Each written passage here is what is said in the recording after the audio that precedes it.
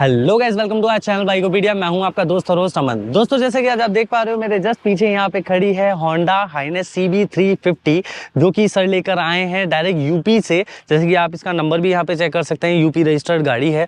तो इस गाड़ी का एक बहुत ही एक्सट्रीम लेवल का एक ओनरशिप रिव्यू हम लोगों को बहुत लकीली मिल गया है।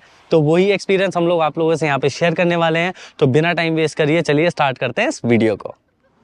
सर, सबसे पहले मैं आपका एक शॉर्ट इंट्रो लेना चाहूँगा, ताकि हमारी ऑडियंस जो है उन्हें पता चल सके कि इस गाड़ी का रिव्यू कौन देने वाले हैं। बिल्कुल श्योर।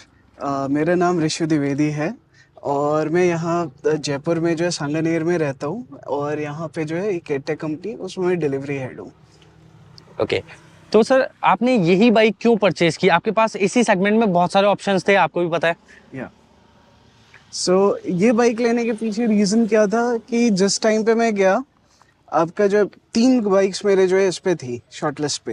एक जो है जावा, और दूसरी आपकी जो है हाइनेस, और तीसरी अपनी रॉयल एनफील्ड की मेटियोर।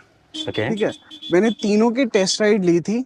जावा मुझे उतनी उसके आवाज़ थोड़ी दमदार नहीं लगी, गाड़ी अच्छी थी बट वो जो फील नहीं आ रहा था। प्लस उसके बाद फिर जो है मैं गया मेटियोर का लिया।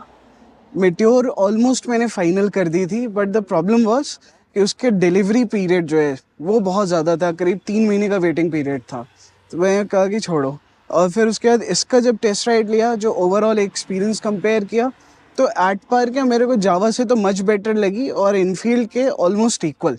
एटलीस्ट मेट्योर के जो नया प्लेटफॉर्म इसका था रॉयल इनफील्ड का, उसके उससे थोड़ी सी जो ये बीसी थी, है ना। सो उस वजह से फाइनली मैंने जो इसको लिया, चूज़ किया।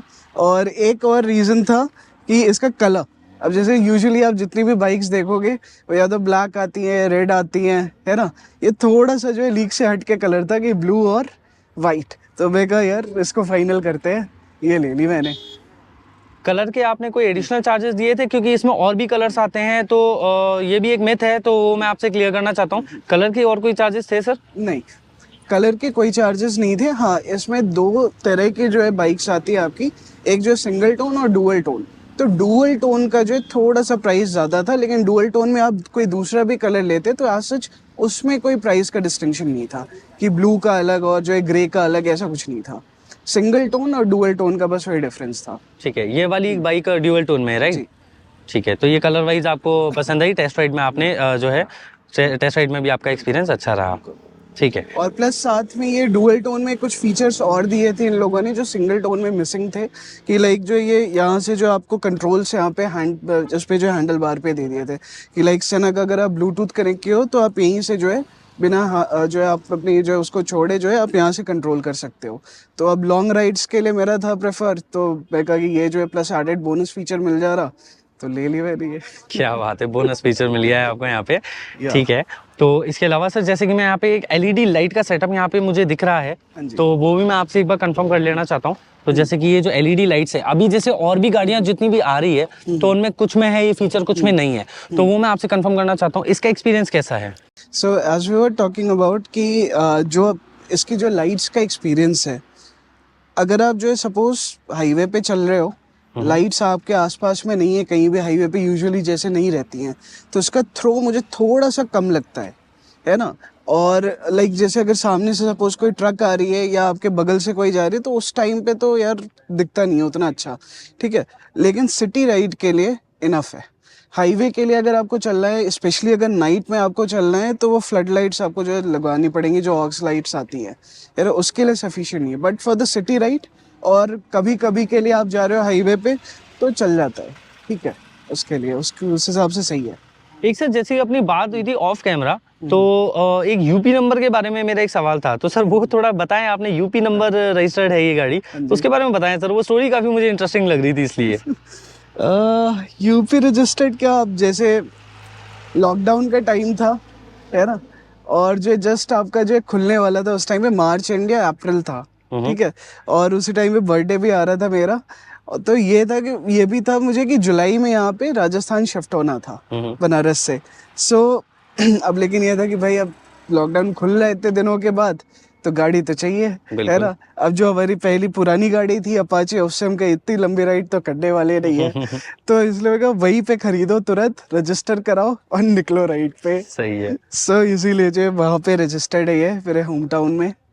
और यहाँ पे आके अब राजस्थान की हो गई है।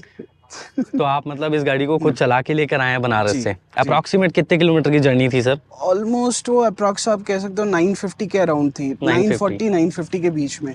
ठीक है, तो 950 इसको राउंड फिगर लेके चलते हैं। हम्म। तो इस 950 किलोमीटर्स के जो डिस्टेंस रहा है, इसमें आपने प्लानिंग कैसे करी थी? जैसे जो कितने दिन लगे थे या फिर आपको कितना टाइम लगा था, तो वो थोड़ा अपनी जर्नी के बारे में बताएं सर। बिल्कुल। अब जैसे मैं जब चलना शुरू किया तो ये था कि भाई 950 किलोमीटर्स का लेग है, तो एक बार में तो नहीं होने वाला है बिल्कुल। ना। पहले सोचा था कि 450 प्लस 450 2 दिन में कर लेंगे, ठीक है। तो पहले दिन चला, मन में था कि लखनऊ पहुंचना है। लखनऊ में फर्स्ट डे अपना जो वहाँ पे ब्रेक लेंगे, बनारस से लखनऊ अबाउट 400 सम किलोमीटर्स है, तो अपने को लखनऊ में रुकना था। और उसके बाद नेक्स्ट डे ये था कि लखनऊ से जो है फिर अपन सीधा जयपुर आएंगे, जो कि नेक्स्ट आपके जो है करीब 450 या 480 किलोमीटर्स पड़ रहे थे। तो अब चलना तो शुरू किया बनारस से आपका लखनऊ, वो 1 लेग में पहुंचा। 1 लेग मतलब बीच में ब्रेक लेते हुए, मतलब एक दिन में वो करीब 450 किलोमीटर अप्रॉक्स कवर कर लिए। लेकिन नेक्स्ट डे जो है आपका फिर जब लखनऊ से जयपुर के लिए निकला, तो थोड़ी सी उस टाइम गर्मी भी हो चुकी थी, तो एक दिन में तो नहीं पहुंचा।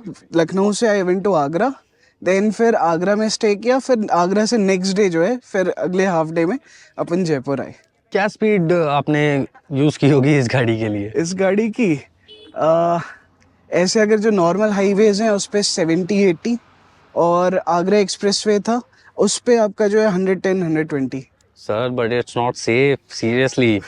बट हाँ ठीक है, आपने कुछ एक्सप्रेसवे पे एलिवेटेड था, दोनों ओर से कवर्ड था, दैट्स व्हाई। अदरवाइज जो है और नॉर्मल ऐसे अपन हाईवे पे चल रहे हैं तो गाड़ी उतनी ही चलाओ जितने पे आप कंट्रोल कर सकते हो। कोई स्पीड रिकॉर्ड ब्रेक करना जो है पर्पस नहीं था। बस यही चीज़ बस मैं ये चाह रहा चीज़। था कि गाड़ी उतनी ही चलाओ जितनी आप कंट्रोल कर सकें। ये आपकी बात मुझे बहुत अच्छी लगी सीरियसली। तो आपने 2 दिन में इसको कवर कर लिया, 2.5 आपको 2.5 दिन में। तो सर ये 2.5 दिन में आपने कितना पेट्रोल यूज़ किया है इस गाड़ी ने? पूरी अगर जो है जयपुर तक की जर्नी की बात करूँ तो around 2.5 tanks. Tanks. Yeah. Okay, तो इसने एवरेज अप्रॉक्सीमेटली क्या निकला फिर? एवरेज मेरा था अराउंड 41 41 41 41 के अराउंड में निकल उस गया था। टाइम पे, क्योंकि कुछ जगहों पे कुछ पैचेस पे मैंने थोड़ा जो है हार्शली भी चलाया था। स्पीड ज़्यादा थी, स्पीड ज़्यादा रहती तो ऑब्वियसली एवरेज कम होता है, but overall on an average 41 का मिला था। और यूजुअली अगर आप राइड करते हो आराम से, आप हाईवे पे चल रहे हो अराउंड 80 के अराउंड, तो आपको एवरेज अभी जैसे जो है मैं जाता हूँ यहाँ से दिल्ली अगर गया तो मेरे को कितना 44 के अराउंड मिल जाते हैं इससे एवरेज। ठीक है, तो मतलब सिटी में भी आपको इतना सिटी में सिटी नहीं, में कितना सिटी मिल में जाता कम है? है। सिटी में आप चल रहे हो तो आपको जो है मिलेगा 36 के अराउंड, 36 36 के 37 अराउंड, के और बीच। हाईवे पे 41 44 ऐसा मिल रहा है आपको। ठीक है, तो सर एक चीज मैं यहाँ पे देख पा रहा हूँ, यहाँ पे इसके जो शोकर्स हैं तो इसमें ऑयल लीक हो रहा है काफी। तो अभी आपने कितने किलोमीटर चला दी है गाड़ी को? ये गाड़ी मेरी चल चुकी है 11,000 किलोमीटर। 11,000। या तो आपने लिए हुए कितना टाइम हो गया सर? ये अराउंड जो है 1 ईयर 1.25 ईयर्स। 1.25। या ठीक है, यानी कि आपने जो है 11,000 इसको चलाई है। तो वैसे ज्यादा आपका यूज लग नहीं रहा है इसका, मतलब ये ज़्यादा नहीं चली है, बट ये एक इशू है इसका कि अभी ये क्यों आ रहा है। अब चाहिए, अभी ज़्यादा दिनों से नहीं है, पिछले 15-20 दिनों से मैं देख रहा हूँ कि ऑयल लीक कर रहा था। अब इसको मुझे एक बार सर्विस सेंटर में चेक कराना पड़ेगा। इसके अलावा अगर मैं और ऐसा कुछ कहूँ तो आज तक मुझे कोई इशू इस गाड़ी में मिला नहीं, आज तक नहीं मिला? कुछ भी नहीं मतलब मिला। Everything is perfect. Yes. But sir ये इसके लिए मैं कहना चाहूँगा कि सर कभी भी कुछ भी 100% परफेक्ट नहीं होता। तो इसी के लिए मैं आपसे ये पूछना चाहूँगा कि प्रोज तो आपने बहुत देख लिए इस गाड़ी में, तो चलाने के बाद में या फिर इतना टाइम आपने रखी है, कुछ कॉन्स के बारे में भी बात कर ली जाए। Yes, तो वो मैं जानना चाहूँगा सर, क्या चीज़ आपको ऐसी लगी जो अनएक्सपेक्टेड थी, या फिर मैं कहूँगा नीड्स टू इम्प्रूव में आप कह सकते हैं, या फिर नेगेटिव भी कह सकते हैं। Yeah. तो वो मैं आपसे सुनना चाहूँगा सर। बिल्कुल। सबसे पहला नेगेटिव, स्पेशली अगर आप जो है नया नया लेते हो, इसको चलाते हो, तो ये जो स्विचेस यहाँ पे इधर आप आके दिखा सकते हो। ठीक है। कि अब जैसे इंडियंस का क्या होता है कि हॉर्न नीचे रहता है आपका, है ना, और इसकी अलाइनमेंट ऊपर दी हुई है, तो इससे यूज टू होने में आपको जो है थोड़ा सा समय लगेगा। ठीक है। ये अप एंड डाउन आपका जो है इंडिकेटर इज डाउन और जो हॉर्न इज अप, ठीक है। ओके। ये नेगेटिव था, लेकिन एक तरह से एडवांटेज भी था, फायदा भी हुआ कि हॉर्न कम बजाना शुरू किया। बहुत ज्यादा नहीं बजते अपने। और दूसरा जो है, जो डिसएडवांटेज मुझे समझ में आता है, इसके गियर रेशियोज थोड़े हाई है। ठीक है। कंपेयर टू कि जितना ये टॉर्क मेक करती है उसके कंपैरिजन में इसका जो है गियर रेशियो अगर थोड़ा सा लो होता ना तो एक नंबर गाड़ी थी। ठीक है ना। अब जो है गियर रेशियो की वजह से क्या होता है कि आपका जैसे जब हिल क्लाइंब आप कर रहे हो, अब जैसे यहाँ पे आए हुए तो हिली एरिया है, तो हिल क्लाइंब पे अपने को जो है गियर जो है बार बार स्विच करने पड़ते हैं, डाउन करना पड़ रहा है ना। तो ये इसका थोड़ा सा इशू है। अगर ये गियर रेशियो कम रहते तो कोई भी इसका तोड़ नहीं था। और तो इस वाले पॉइंट के बारे में मैं बात करना चाहूंगा वैसे कि जो आप गियर रेशियो का वाला जो पॉइंट आप बता रहे हैं, तो इसे हम नेगेटिव में काउंट करना चाहें या फिर नीड्स टू इम्प्रूव में? अब इसको आप नेगेटिव ही कह सकते हो क्योंकि कंपनी इसको चेंज तो की नहीं है आज तक, बिल्कुल। ना ही आगे उनका कोई प्रोविजन है। और स्विचेस के बारे में? स्विचेस तो ठीक है, स्विचेस मतलब नीड्स टू इम्प्रूव है या फिर आप इसे बिल्कुल? ठीक है, ये राइडर यूज्ड टू हो जाता है वो, सच कोई नेगेटिव नहीं। हाँ, but one major thing, these mirrors, इसको जो है इम्प्रूव करने की जरूरत है कंपनी को। ये बहुत छोटे हैं, इसका जो फील्ड ऑफ विजन है ना बहुत ही जो है रिस्ट्रिक्ट होता है कि लाइक सपोज अगर आपके यहाँ पे गाड़ी आ गई आपको दिखना बंद हो जाता है इसमें। अच्छा। या पीछे दूर है तब तो दिखेगा, लेकिन पास में आ गई तो नहीं दिखता है इसका। ठीक है ना। ये तो बिल्कुल ही एक यूनिक बात मैं सुनने को मिल रही है मुझे। तो बिल्कुल सर, आप एक अपना एक्सपीरियंस दे रहे हैं तो डेफिनेटली मैं इसको नोट करूंगा। इसको अगर जो है मुझे इसका फील्ड ऑफ विजन बढ़ाना है तो वो जो छोटे वाले लेंस जो मिरर्स आते हैं वो आप देखोगे कई सारे हाइनस ओनर्स ने उसको जो है लगा रखा है, या फिर इसको जो है चेंज करा के अवेंजर या इनफील्ड का जो है लगा रखा है। सो कंपनी को इस पे काम करने की मिरर्स पे जरूरत है। ये एक जो है इसका था। और आप और कुछ बताना चाहें? और बाकी तो यार सब बढ़िया है इसका। सबसे इसका मेरे प्लस पॉइंट क्या लगता है, इसकी सर्विस का जो एक्सपीरियंस है वो जो है होंडा बिगविंग में जो है काफी अच्छी मिलती है। और प्लस जो पार्ट्स का जो रेट है दैट इज ऑल्सो लाइक ना ही बहुत ज्यादा है और ना ही बहुत कम, मतलब ठीक है यार, जैसे किसी पार्ट का अगर आप एग्जांपल देना चाहें अब जैसे जो ये क्लच लीवर मेरा जो बाइक पलट गई थी तो ये बेंड हो गया था, टूट गया था, है ना। तो इसको मैंने बदलवाया तो इट कॉस्टेड मी लाइक $90। और वहीं पे इनफील्ड का था जो मेरे फ्रेंड की थी, उसका टूटा था तो उसके करीब $200 कुछ समथिंग उसको देने पड़े थे। तो उसका जस्ट हाफ था ये। क्या बात है, मतलब $90 में ही आ गया था फिर? $90 में आ गया था वो इंस्टॉलेशन। तो ये तो मतलब अनएक्सपेक्टेड प्राइस हो गई। मतलब आप सोच भी रहे होंगे कि नहीं कम से कम 200-250 का तो आएगा। बिल्कुल वो 90 का बिल आता है। ओके, तो अभी एक बार इसकी ओवरऑल रेटिंग एक बार डिस्कस कर लेते हैं हम। तो आपने कभी इसकी सर्विस आपने कितनी करवाई है? इसकी जो 4 सर्विसेज हो चुकी हैं। 4 सर्विसेज हो चुकी है। फ्री कितनी आई थी? 3 फ्री थी और उसके बाद से चौथे से जो है पेड सर्विस। तो आपने अभी तक में इसकी सर्विस जितनी भी है वो शोरूम में ही करवाई है या फिर आपने ऑफलाइन भी कहीं पे करवाई है सर्विस? शोरूम में ही सर्विस करवाई है। ठीक है, तो आपको जो एक चीज और याद आया मुझे। हाँ बताइए। तो इसका कौन भी आप कह सकते हो बहुत बड़ा इसका, अब जैसे ये जो बाइक है आपको जो ये बिगविंग वाले जो इनका नेटवर्क है वहां पे मिलेगी और इसकी सर्विस भी बिगविंग शोरूम में ही होगी। ओके, जिसका की जो लोकेशन बहुत ही लिमिटेड सिटीज में है ना। तो आपको अगर सर्विस करानी है, लाइक आप सपोज जो है यहाँ से कोटा रहते हो, कोटा में आपको सर्विस सेंटर इसका मिलेगा ही नहीं, आपको जयपुर आना पड़ेगा। ओहो, ये डिसएडवांटेज है। लेकिन इसके लिए कंपनी ने फीडबैक लेके कस्टमर से एक काम तो किया है कि आजकल ये लोग क्या करें कि like if you are far away तो they are sending the mobile service van. Okay, तो हाँ ठीक है, ये एक नेगेटिव पॉइंट भी कह सकते हैं। तो इसको इम्प्रूव भी कंपनी टाइम टू टाइम कर रही है, इम्प्लीमेंट्स हो रहे हैं इसके अंदर, तो ये चीज़ कह सकते हैं। तो ये तो मुझे कंपनी का एक्शन भी काफ़ी मुझे अच्छा लगा इसके ऊपर। ठीक है, तो आप सर एक बार उसकी बात कर लेते हैं, एक बार रेटिंग के बारे में डिस्कशन कर लेते हैं। तो अभी आपने सर्विस के बारे में आप कुछ बता रहे थे कि सर्विस में आपको चार्जेस जो है कितना पे करना पड़ रहा था। फ्री सर्विस में आपने अभी तक में 3 सर्विस में कितने चार्जेस पे किए हैं? पर सर्विस ऑन एन एवरेज वही 1500 या 1600 रुपए रहा होगा। 1500 या 1600 रुपए। तो कितने हजार किलोमीटर पे एक सर्विस होती है इसकी? पहली सर्विस यार एग्जैक्ट याद नहीं है मुझे, कोई बात नहीं, अप्रोक्सीमेट अगर पता हो तो। आई थिंक जो है पहली सर्विस 1000 के इन पे थी। ओके, उसके बाद सेकंड सर्विस आपकी जो 3000 मतलब 6 मंथ्स पे करानी थी। और तीसरी सर्विस जो है उसके नेक्स्ट 6 मंथ्स पे, लाइक 1 ईयर के अंदर 3 सर्विसेज थी।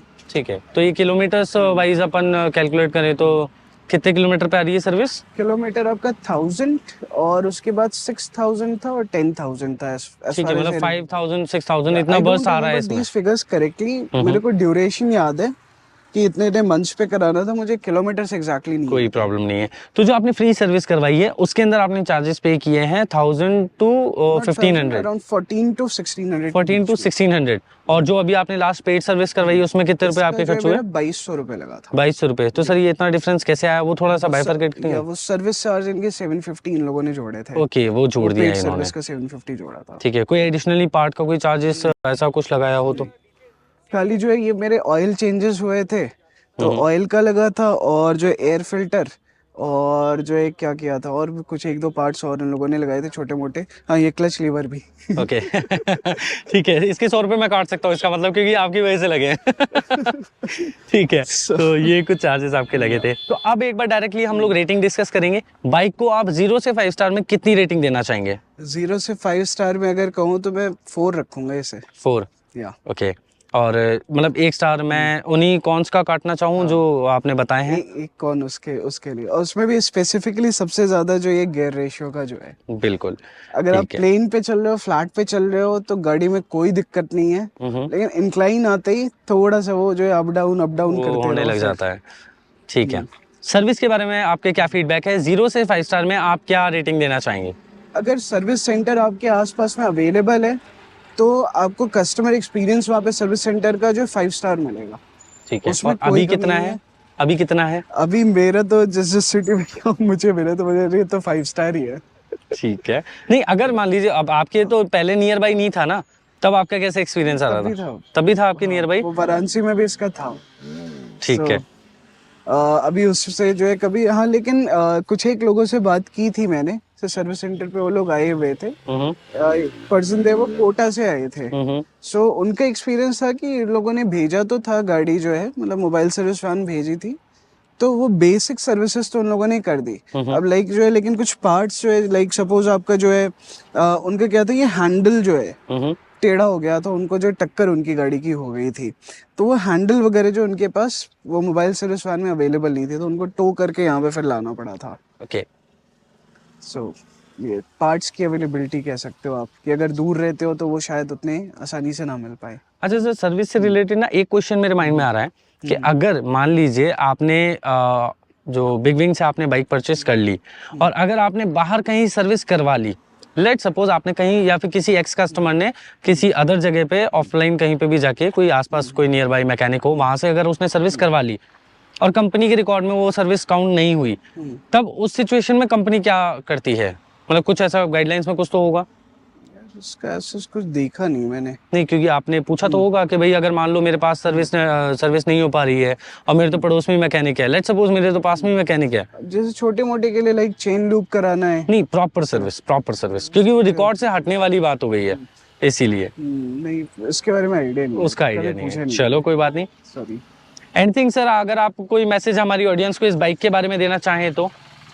यार अच्छी गाड़ी है, ले सकते हो है ना, ज्यादा कुछ नहीं। बाकी जो है बाइक आज से जो है मेरे कहने से आप मत लेना। जो मैंने समझा है अभी तक, 4-5 गाड़ियां चला चुका, गाड़ी पे बैठो, गाड़ी आपको बताती है कि वो आपके लायक है कि नहीं। जिस गाड़ी से आपका कनेक्ट बन गया वही गाड़ी अच्छी है यार। कोई सीसी और कोई ब्रांड उसका मतलब ही नहीं है। जो गाड़ी आप चला रहे हो, आपको जो है चलाने में अच्छी लग रही है, उसकी फील आ रही है, आपका कनेक्ट बन रहा, वो गाड़ी ले लो बस। क्या बात है सर, आपका ये मैसेज रियली बहुत अच्छा लगा। तो ऋषु जी, जैसे कि अभी हम नाहरगढ़ पे मिले हैं, आई होप मैंने आपको परेशान तो नहीं किया होगा इस रिव्यू के लिए? आपसे बात करके बहुत अच्छा लगा चलिए, क्या बात है। आई होप हमारी ऑडियंस को भी आपका ये वीडियो देख के बहुत अच्छा लगेगा और काफ़ी अच्छा एक्सपीरियंस मिलेगा। तो दोस्तों, ऐसे इंटरेस्टिंग वीडियोस के लिए चैनल को सब्सक्राइब करना ना भूलें, ताकि हम आपके जितने भी वीडियोस बनाते हैं वो आप तक पहुंच सके। तो उम्मीद करता हूं आपको ये वीडियो पसंद आया होगा, ऋषु जी के साथ हमारी बातचीत पसंद आई होगी। अगर आपको ये वीडियो पसंद आया तो प्लीज़ वीडियो को लाइक करें, कॉमेंट सेक्शन में अपनी राय बताएं, साथ ही साथ दोस्तों के साथ शेयर करके चैनल को सब्सक्राइब करना ना भूलें। तो मिलता हूँ दोस्तों आप लोगों से नेक्स्ट वीडियो में। Thank you so much. Thank you everyone.